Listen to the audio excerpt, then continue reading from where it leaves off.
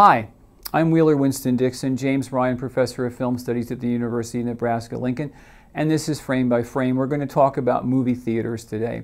Movie theaters were once movie palaces.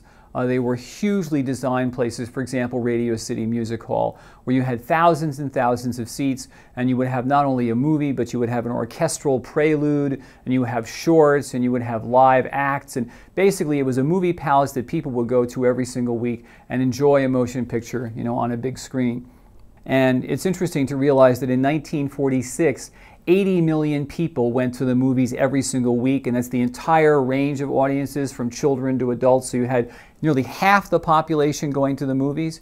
As television came in, as video came in, as competing sources starting in the 1950s, movie theaters began to close and to shrink, and soon they began to plex into multiplexes, so you would have 24 screens playing in one theater.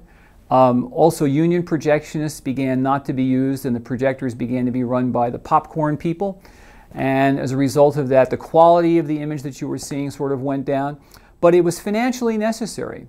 In order to support, say, the one screen that would be running an interesting film, you had 23 other screens that were running commercial films that everybody would go see. Now, of course, it's moving from the multiplexes to iPads, to computers, to cell phones. And basically, the contemporary generation is, and I think this is perfectly fine, platform agnostic, in the words of A.O. Scott.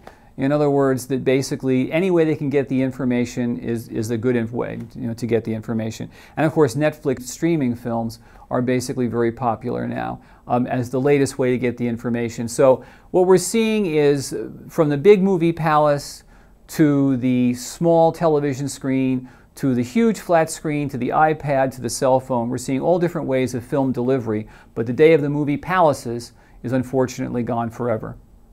My name is Winston Dixon, and this is Frame by Frame.